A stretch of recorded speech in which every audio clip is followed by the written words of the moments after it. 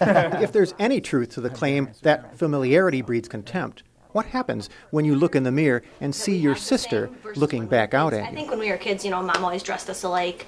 But then even once we got a little bit older and you could dress yourself and decide what you wanted to wear, we would, have separate rooms and come downstairs with the exact same shirt on or the exact same color. But yeah, unlike siblings, I don't have hand-me-downs, right? I have to just take it from her closet in the morning while she's still sleeping. Family game night, our family gets a little mad. They don't want us to be on the same team. They say that we are too much It's alike. just not fair. Yeah, it's not fair. But then they also want us together because if we're not on the same team, then we fight. So it's kind of an ongoing debate. Like, should we let them win or do we want to listen to them fight if they're not on the same team? Keep them together or split them up. Yeah. Okay then.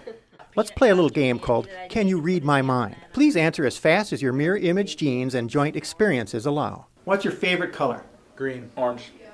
All right, what's your favorite color? Green. Red. Blue.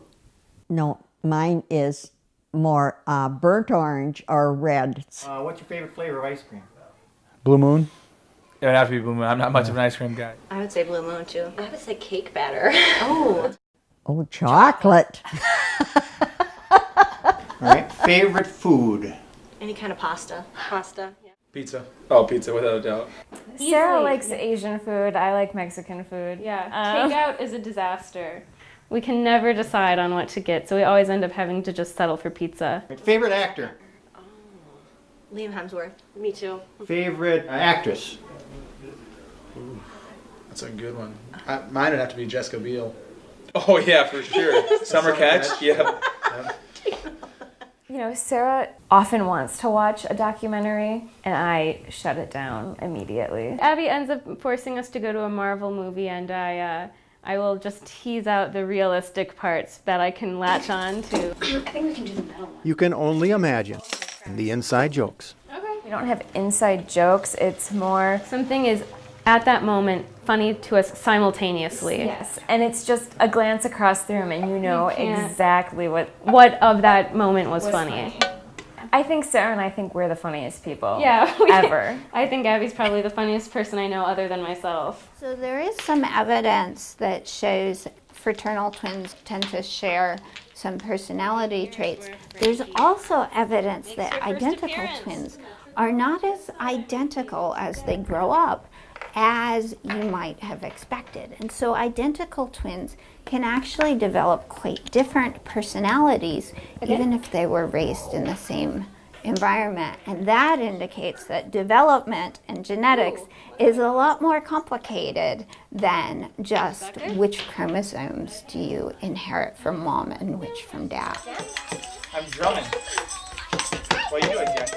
What genetics has joined, let no experience split asunder. The bond is physical, the bond is chemical, the bond is durable. You have that built-in friend. The first person you call I call Joe or send him a message because, I know that he would be happy for me as well as I would be happy for him. And I don't think there's been a point in our life where we've found something out from somewhere else first. It's almost like you have a second mind for everything that you do. Right. You keep me grounded, that's for sure. Who's your BFF? Yeah. My husband gets mad because he knows he's not. I know. He's my second best friend, but I think Jesse comes in Well, they first. know that too. Yeah. So. Yes. So, would you consider each other's best friend? Oh, yeah. I think without Easily.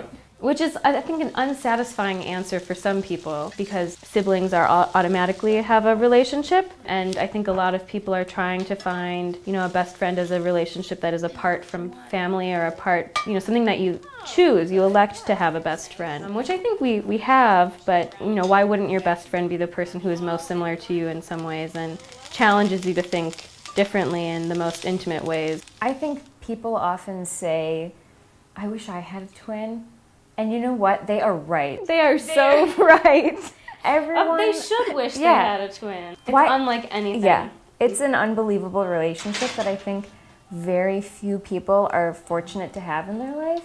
And something we take for granted as completely normal, and I think for a long time we kind of scoffed at that, oh, I wish I had a twin when people met us, but engaging with so many different people who, yes, when they do find out you have a twin, they're suddenly obsessed with that concept. If you ask any twin, he or she will say there is great comfort in having a second. Yes. Comfort is definitely the term to use. I think, when we went to our freshman year of college, it seemed completely normal to us to live in the dorms together. Why wouldn't I? I'm comfortable with it. We have the same interests, we have the same sleep schedules. We didn't have to split up the closet. I don't need to get used to some other roommate's tendencies or weird habits. I already knew what Sarah's were. There's less question. There's no doubt, right? We already know that we like each other. I think about so many things, how we're the same, that I don't think about the differences as much. And finally, in answer to your inevitable question, no, they aren't. She's already taken. No. We've been asked that before. Yeah. So are you with the brother? No. My students always ask that. Every beginning of the year when I tell my 6th grade students that I'm a twin. And some people automatically just think the other one is with the other twin. Every person that, when you tell them that you're married to a twin, they ask, are your twins married? No? Who knows what might happen? And we do joke a little bit, like, at the time, one had a boyfriend or one had a girlfriend, and if it wasn't the case, then maybe it would have worked out. We always wonder if it was the case, what our kids would look like if they'd all look the same. Steve Betchkel, CBC TV. Who's this guy? Prince Eric. Prince Eric, yep. I'm leaving. Who will conduct the wedding's grand orchestra? Grand orchestra, Sebastian cried. Are we turning the page? Where's the mice? Oh, look at her. She's got a pretty veil on.